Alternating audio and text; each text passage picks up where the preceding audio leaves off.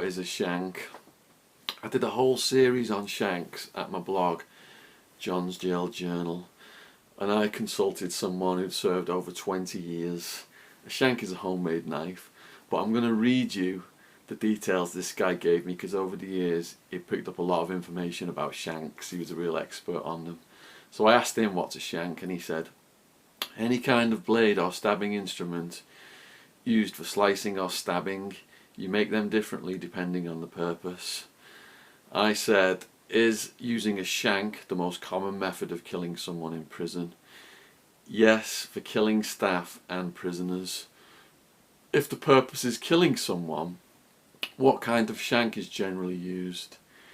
He said you base it on what they call an Arkansas toothpick. That is an old style Bowie knife named after Jim Bowie. It's a long, thin, double-edged blade, usually 6 to 9 inches long, and it has a handle on it, so the whole thing is about 12 to 8 inches long. How do prisoners obtain shanks? They find metal. From where? From pieces of tables or chairs or anywhere there's metal. Years ago they would use dental floss and Ajax and a little water, and they would cut sections from the metal bunks.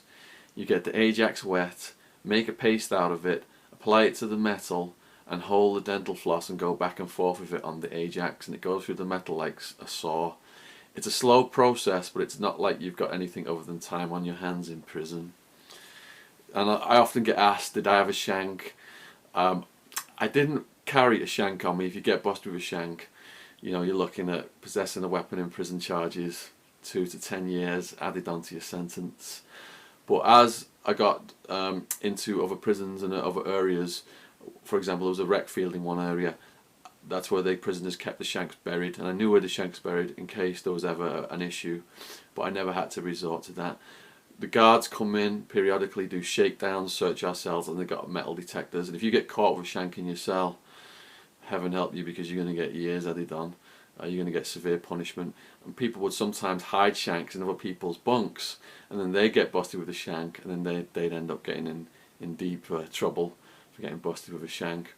Anyway, that's just the first information I'm giving about shanks. I'm going to do a few more questions about shanks, because there's all different types of shanks and how they are built. Cheers.